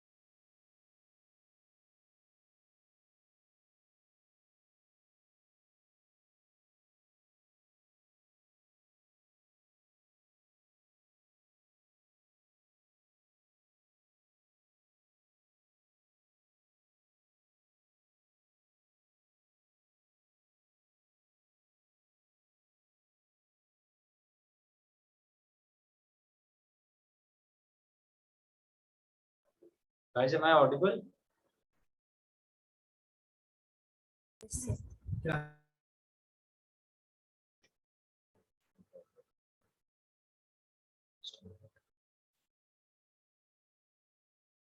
Okay. So did you note the question? Yes, sir. कोई भी जो बचा है वो बताइए सिर्फ मेरे को, कहाँ से बचा है, मैं वहां से आगे करा देता हूँ। जो बचा वो हैंड रेज कर दे, मेरे को बता दे कि कहीं पे भी अगर उसने सॉल्यूशन नहीं लिखा है तो मैं उससे आगे वाला पार्ट लिखवा दूँ। अच्छा, एवरीबॉडी इज डन। ओके, तो बस मैं ये बात बता रहा था आपको, एक और बात कि देखो पहले वाले का आंसर बना था x की value -3 to -2 union -1 to infinity। This was our first equation. और सेकंड इक्वेशन थी -5 to -3। अगर आप इन दोनों चीजों को देखेंगे तो सेकंड इक्वेशन कह रही है -5 से -3 तक सॉल्यूशन दो। सेकंड इक्वेशन -5 to -3 थी क्योंकि सेकंड इक्वेशन में भी इनिशियल कंडीशन लगी हुई थी हमारी, -3 से छोटा होना चाहिए। तो x की वैल्यू -5 से -3 की सेकंड के हिसाब से, फर्स्ट के हिसाब से थी -3 से -2 यूनियन -1 टू इंफिनिटी। तो मैं आपको इन दोनों को कंबाइन करना सिखा रहा था। जनरली तो हम इस सॉल्यूशन को ऐसे दे देते हैं, यूनियन यूनियन, बट आप अगर इन दोनों चीजों को देखेंगे तो ये कंटिन्यूअस इंटरवल है, बिल्कुल ये दोनों एक दूसरे के कंटिन्यूअस इंटरवल है। -5 से -3 तक ये गया और अगले वाली चीज -3 से शुरू होगी। अगर यहाँ पे मान लो इक्वालिटी ना होती -3 पे, तब मैं इसी सॉल्यूशन को ऐसे लिख देता। अगर यहाँ पे इक्वालिटी ना होती, अभी तो इक्वालिटी दी हुई है तो कोई दिक्कत ही नहीं है, बट अगर मान लो यहाँ पे भी ये स्मॉल ब्रैकेट होता, क्लोज ओपन इंटरवल होता, तो मैं कैसे लिखता आंसर को? तो मैं ऐसे लिख देता -3, भैया 3 सॉरी -3। क्या आप -3 को हटा दो, -3 को हटा के ये सारे आंसर्स हैं जो भी मैंने लिखा हुआ है, बट क्योंकि -3 पे इक्वालिटी भी थी, एग्जिस्ट कर रही थी, इसको लिखने की जरूरत नहीं, ये आंसर। सर इसका कोई और तरीका है छोटा हो जो? नहीं, बस ऐसे ही होगा ये जैसे मैंने किया। इस केस में हमारे पास कोई ऑप्शन ही नहीं बचता डिफाइन करने के अलावा, तभी तो ये एंड में कराया है। सर ये तो ऐसे ये नहीं बात कर अभी सकते बताइए। कि एक बार जो डिनोमिनेटर में x + 2 है उसको पॉजिटिव लेके कर दें और फिर नेगेटिव लेके? तब भी करना पड़ेगा डिफाइन, और लंबा हो जाएगा उस केस में, मतलब उससे छोटा नहीं होगा और उससे बड़ा ही होगा, क्योंकि मॉड x + 3 को तो बच्चे डिफाइन करना ही पड़ेगा। और उस केस में तो हम बहुत ही गलत फंस सकते हैं, इनफैक्ट उससे तो जाना ही नहीं, क्योंकि फिर स्क्वायरिंग करनी पड़े अगर, तो भी प्रॉब्लम। और मॉड को डिफाइन करेंगे तो एक इनिशियल कंडीशन ऑलरेडी लगी होगी x + 2 वाली, 2 इनिशियल कंडीशन हो जाएगी, क्वेश्चन तो टफ हो जाएगा, समझ रहा है? Yes sir. चलो एक क्वेश्चन अब मैं दे रहा हूं, घर से करके लाना है होमवर्क।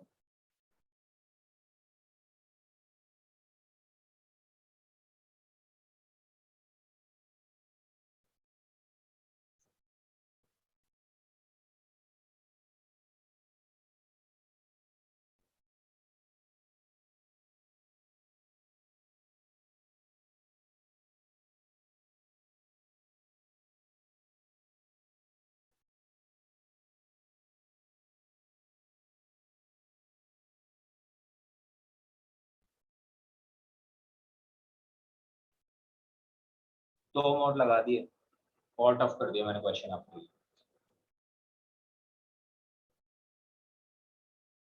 नेक्स्ट क्लास में ही करके आना है, ट्राई करना है इस क्वेश्चन को, काफी अच्छा क्वेश्चन है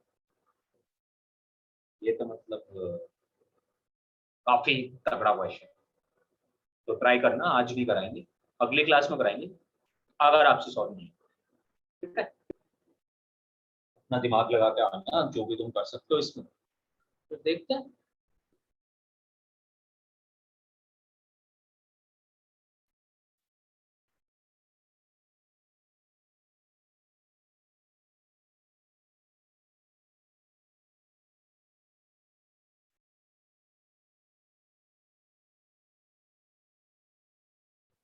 कैन आई रब दिस?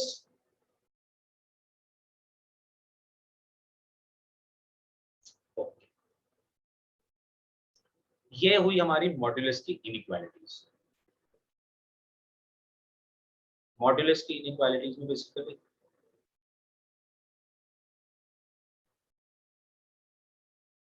अपन आपको सिखाना चाहते थे थोड़ा सा मॉड्यूलस फंक्शन के बारे में।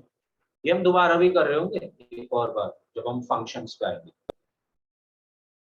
और साथ साथ कि मॉडुलस फंक्शन क्या होता है ये तो सिखाना ही चाहते थे, साथ साथ मॉडुलस की इनइक्वालिटीज प्रॉपर्टीज को भी सिखाना चाहते थे किस तरीके से सॉल्व करें। तो नेक्स्ट टॉपिक इज लॉगरिथम। ये हमारा इनइक्वालिटीज का आखिरी टॉपिक है, और लॉगरिथम सिर्फ इनइक्वालिटीज ही नहीं सीखनी, लॉगरिथम में हमें साथ साथ लॉगरिथम भी सीखना है, क्या लॉग होता है। और मैं आपको मैथ्स वाला लॉग सिखाने वाला हूँ, ना कि केमिस्ट्री और फिजिक्स वाला लॉग। मतलब इस बात से मेरा ये मतलब है कि केमिस्ट्री और फिजिक्स में लॉग टेबल की जरूरत पड़ती है, अपन के यहाँ लॉग टेबल की जरूरत कोई नहीं आती ना। कभी ऐसा नहीं होगा कि आपके पास रिसोर्सेज की कमी रह गई कि सर हमें लॉग 2 की वैल्यू नहीं पता थी इसलिए हम ये आंसर नहीं निकाल पाए। नेवर। अपन लोग लॉग 2 की वैल्यू देंगे पहली बात तो तुम्हें कि ले भाई इसकी वजह से क्वेश्चन को मत छोड़ियो तो ठीक है, और अगर वो नहीं दी तो लॉग 2 में ही आंसर देंगे कि भाई लॉग 2 में आंसर लिखा, कोई दिक्कत नहीं है, हम कर लेंगे कैलकुलेट। तो यहाँ पे मैटर क्या करता है, प्रॉपर्टीज। अगेन ये लॉग कैसे वर्क करता है, लॉग कैसे चलेगा, लॉग को क्या, लॉग के साथ क्या क्या कर रहे हैं, या लॉग क्यों बना है।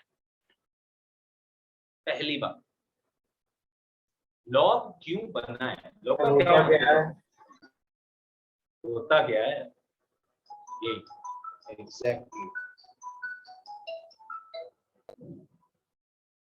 ये होता है लॉग। आ जाओ,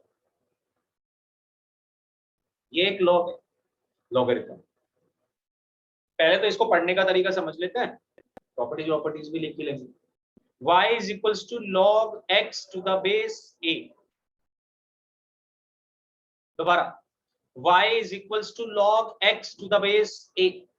log x to the base a, log x to the base a ऐसे रीड करते हैं किसी भी लॉग को, जैसे कि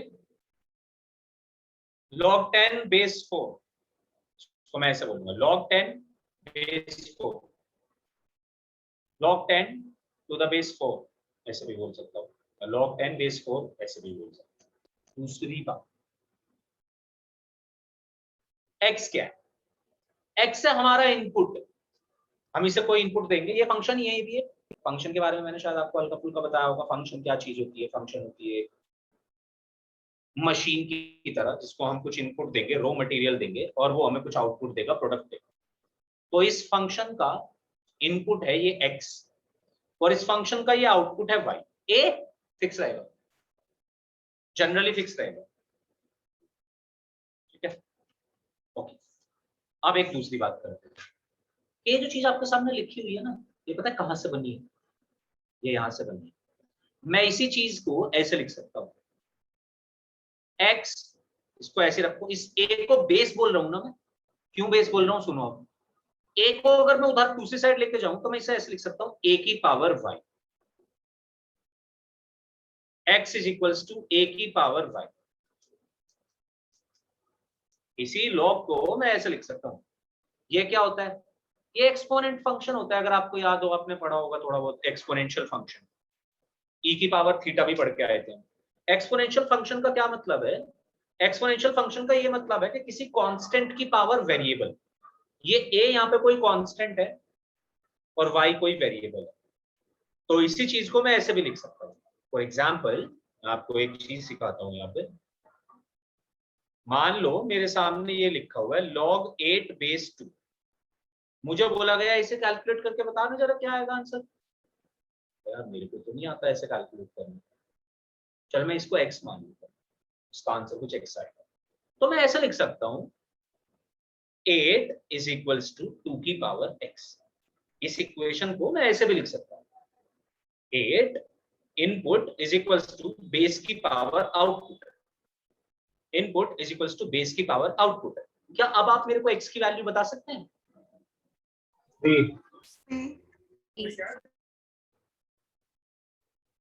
x की वैल्यू आई 3, x की वैल्यू 3 मतलब अब एक बार इस पर ध्यान दो, log 8 बेस 2 इसको मैं सॉल्व कर रहा था, इसने आंसर क्या दिया मुझे 3। क्या है ये आंसर? क्या ये मेरे को पावर ही नहीं दे रहा कि भाई 2 की कौन सी पावर 8 बनेगी, यही तो बता रहा था ये मुझे। दोबारा इस बात को दोबारा समझो, log 8 बेस 2 का आंसर आया 3 जब मैंने कैलकुलेट किया, जिसको मैंने आपको तरीका बताया कि आप ऐसे कैलकुलेट कर सकते हैं। तो बेसिकली लॉगरिथम क्या है? पावर्स। अगर आप पावर्स को कैलकुलेट करना चाहते हो तो ऐसा पॉसिबल नहीं है कि मैं 1001 की पावर 1 लाख निकाल दूं इतना आसानी से। 1 लाख 1001 की पावर 1 लाख अगर मेरे से किसी ने निकालने के लिए बोला तो यार बहुत ही टीडियस टास्क है, मतलब आप समझ सकते हो। और इस चीज को लॉगरिथम ने थोड़ा सा आसान कर दिया, पावर्स को कैलकुलेट करना। ये काम है लॉगरिथम का। लॉगरिथम आंसर बताता है पावर्स में। आपने एक इनपुट रखा, कुछ बेस रखा, लॉगरिथम आंसर देगा कि बेस की कौन सी पावर इनपुट बनेगी। फॉर एग्जाम्पल मेरे से किसी ने बोला कि भैया ये जरा कैलकुलेट करके बताना अच्छे बच्चों की तरह, log 100 बेस 10। मैंने कहा ये क्या पूछना चाहता है? ये पूछना चाहता है बेस की यानी कि 10 की कौन सी पावर 100 बनेगी, which is 2। एक बार फिर से, सर तो दूसरी साइड तो देखना ही नहीं पड़ेगा, तो एक ही साइड से हो जाएगा वो उसी से। क्या बोल रहे हैं? मैं कह रहा था कि सर अगर हम ऐसे करें तो जैसे 2 की पावर x वगैरह करना ही पड़ेगा डायरेक्टली, बस हम देख सकते हैं नंबर्स को। बिल्कुल देख सकते हैं अगर देख पा रहे हैं। बट ये ध्यान रखना है, ये इंपॉर्टेंट बात है, ये जो मैंने लिखा है it implies that x equals to e की पावर y, इंपॉर्टेंट बात है। log 18 base 3 root 2। तो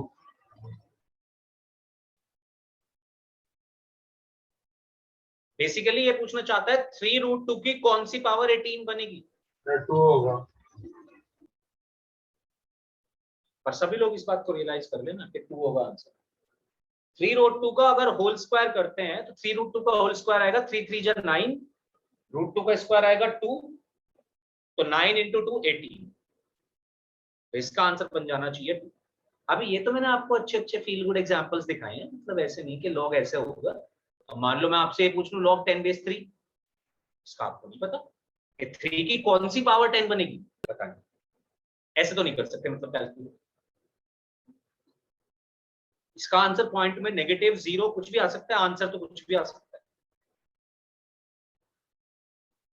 बट यहां पे एक कंडीशन भी लिखा हुआ है, ये जो x है y की तो कोई भी वैल्यू आ सकती है, यहाँ पे कोई दिक्कत नहीं, बट ये जो x है ये हमेशा ग्रेटर देन 0 होना चाहिए। और साथ साथ ये a भी ग्रेटर देन 0 होना चाहिए एक्सेप्ट 1 होना चाहिए।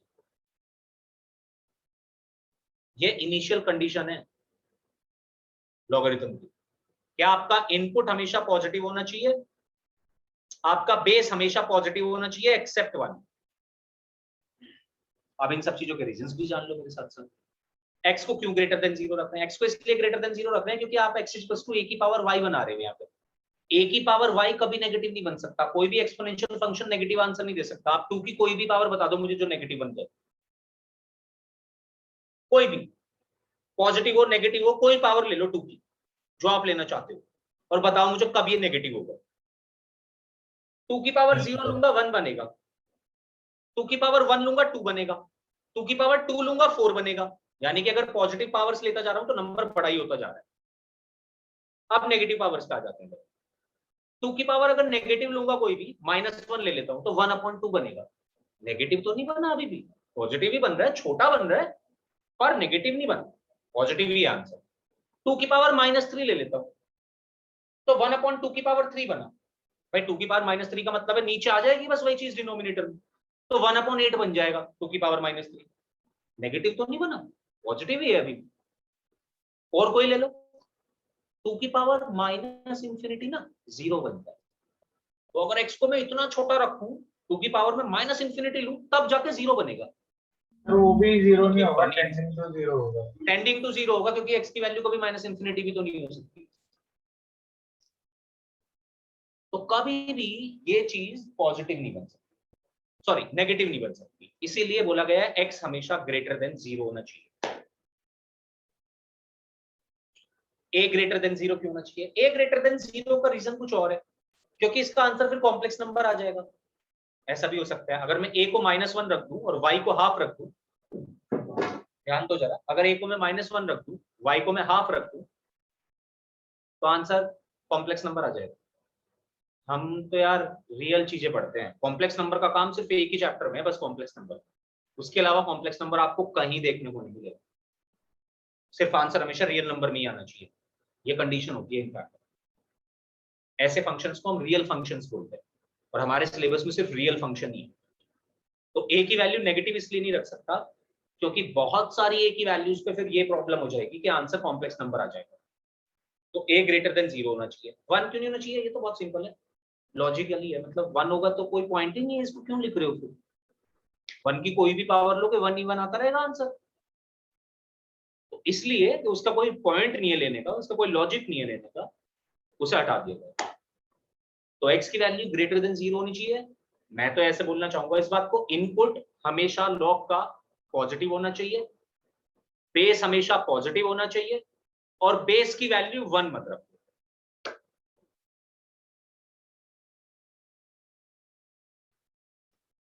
ये होता है लोगरिथम।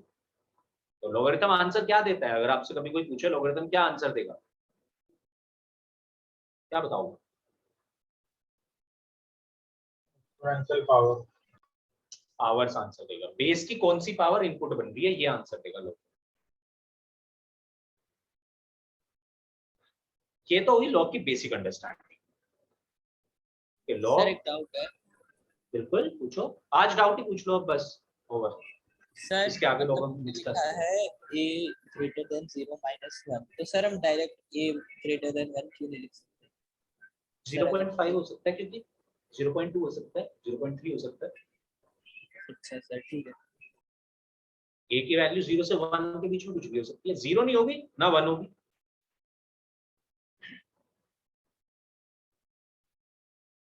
और 1 से बड़ी भी कुछ भी हो सकती है। इनफैक्ट लॉग दो कैटेगरीज में बांट दिया जाता है। एक कैटेगरी जब a यानी कि बेस 0 से 1 के बीच में होता है, एंड सेकंड कैटेगरी जब बेस 1 से बड़ा होता है, और दोनों केस में ग्राफ भी अलग अलग बनता है। अच्छा लास्ट चीज बस इसका ग्राफ बना लो, ये चीज मैं बताना चाहूँ। सर y की वैल्यू भी 0 पॉसिबल तो नहीं होगी? y की वैल्यू 0। हाँ y की वैल्यू 0 आ सकती है, बता का भाई रख के दे।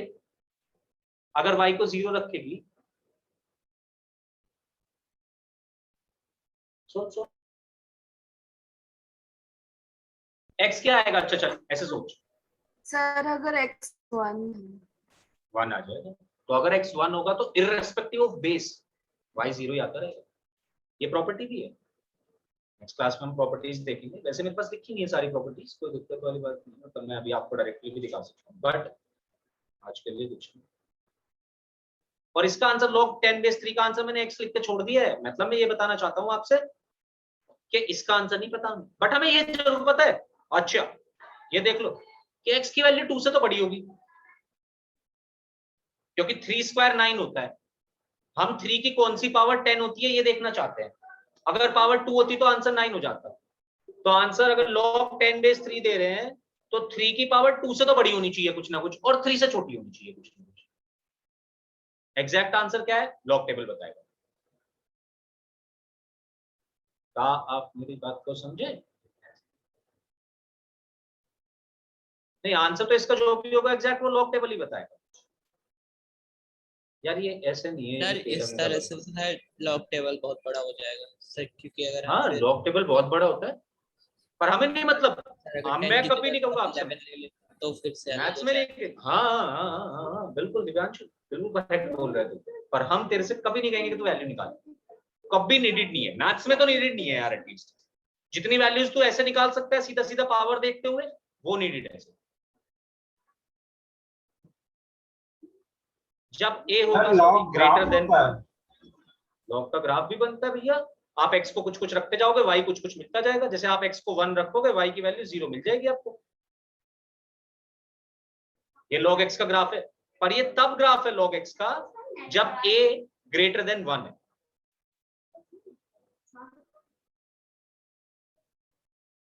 और जब a 0 से 1 के बीच में होगा, तब हमारा ग्राफ क्या बनेगा? तब अपन का ग्राफ ये इंक्रीजिंग ग्राफ है, मतलब x को आप बढ़ाते जाओगे, y की वैल्यू भी बढ़ती जाएगी यहां पर। बट इस केस में हमारा ग्राफ बनेगा डिक्रीजिंग।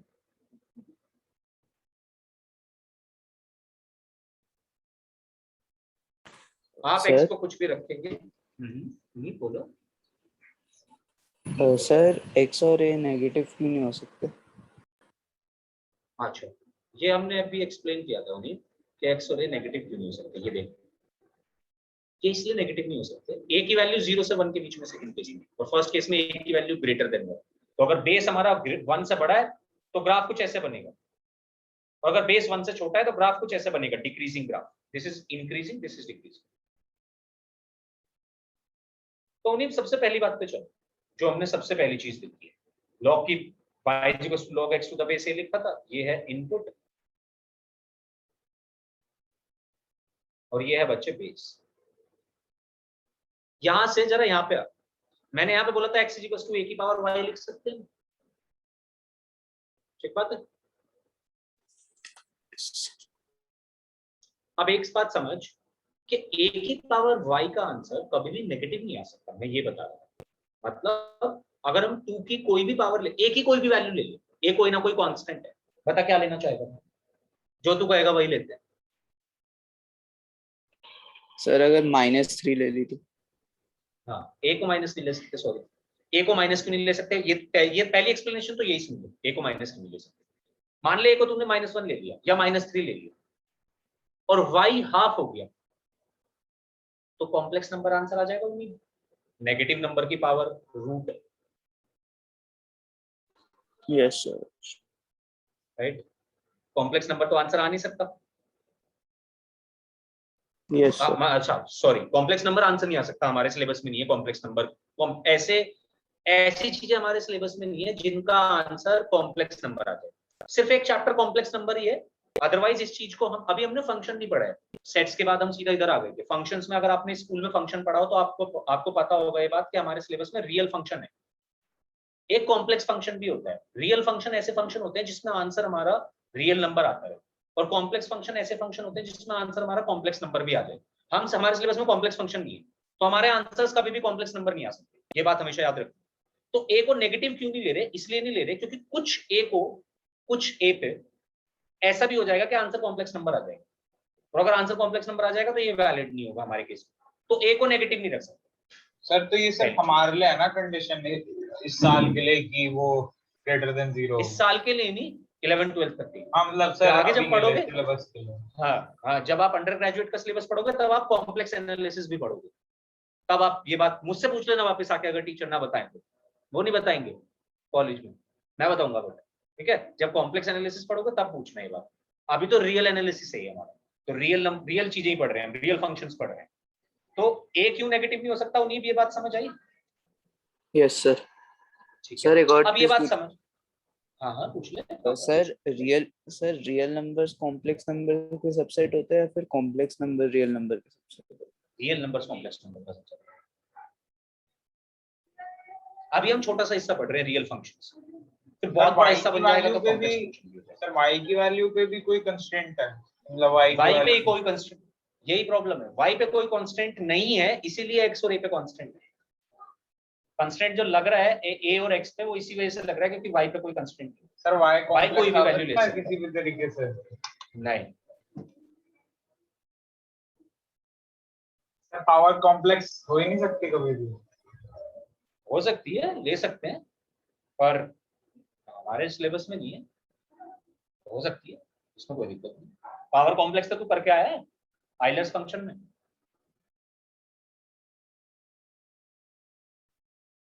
अच्छा दूसरी बात, x क्यों नहीं नेगेटिव हो सकता? तो उसके लिए उन्हीं मैं तुझे ये कह रहा था कि कोई वैल्यू ले ले, तो अब a की वैल्यू पॉजिटिव ही लेनी पड़ेगी, जो तू कहेगा वही ले लेते हैं। बता। सर 2 2, तो 2 की कौन सी, 2 की कोई भी पावर ले, अब 2 की कोई भी पावर ले और बता मुझे कभी नेगेटिव आ रही है कि a पावर? तो मैं x को लिख रहा हूं 2 की पावर y, तो y को जो चाहे रख, x कभी नेगेटिव नहीं बन सकता। पॉजिटिव रख, नेगेटिव रख, जीरो रख, व्हाटएवर, तो x की वैल्यू नेगेटिव तो पॉसिबल ही नहीं, x तो आ ही नहीं सकता नेगेटिव। इनपुट तो कभी नेगेटिव हो ही नहीं सकता लॉग का, क्योंकि जो डेफिनेशन है इसकी वो ही ऐसे बनाई गई है कि इनपुट कभी भी आपका नेगेटिव ना बन जाए। अब तो 2 की पावर कोई भी लेके देख ले, कभी नेगेटिव नहीं आएगी, इसलिए x नेगेटिव नहीं आएगा। या कुछ और ले ले एक, जो तू चाहे। बात समझ आई? यस सर सर समझ आ गया। इसलिए x और ये नेगेटिव। ठीक है जी, चलो यार नेक्स्ट क्लास का टाइम हो गया, टाटा बाय बाय। इससे आगे का हम नेक्स्ट क्लास में पढ़ेंगे। ये सब बना लिया है ना सभी लोगों ने? Yes sir. Sir increasing decreasing का लॉजिक समझा दो फिर सर। बताऊंगा नेक्स्ट क्लास में, बताऊंगा। ठीक है। इंक्रीजिंग वैसे ऐसी चीज होती है जैसे x बढ़ेगा तो y भी बढ़ेगा, x को तो बड़ा करता जाएगा, y भी बढ़ता जाएगा। सर तो इनपुट सर बढ़ाएगा, नेगेटिव आउटपुट पावर भी हो गई बढ़ेगा। ना सेकंड वाले केस में बस। डायरेक्टली देखा जाए। Proportional sort of. हाँ पावर नेगेटिव हो गई ना सर इस केस में। पावर नेगेटिव, सर जो डिक्रीजिंग वाला बन रहा है स्लोप, वो सर पावर नेगेटिव हो जाएगी ना इस केस में। तो कौन सी अगर पावर? सर जो y आएगा वो नेगेटिव हो जाएगा ना। y तो दोनों ही केस में नेगेटिव हो सकता है। y को कब हमने कोई कंस्ट्रेंट लगाया, x पॉजिटिव ही रहेगा। देख ले ग्राफ पूरा का पूरा y एक्सिस के इधर वाली साइड पे बन रहा है।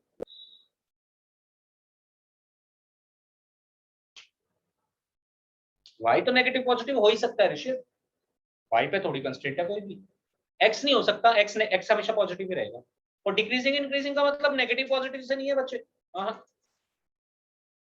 डिक्रीजिंग इंक्रीजिंग का मतलब इस बात से जो मैं बता रहा हूँ, x बढ़ेगा तो y भी बढ़ेगा, x घटेगा तो y बढ़े, x घटेगा तो y बढ़ेगा, या x बढ़ेगा तो y घटेगा, ये डिक्रीजिंग है। कि x के ऑपोजिट चल रहा है y और x के साथ साथ चल रहा है y, ये इंक्रीजिंग है।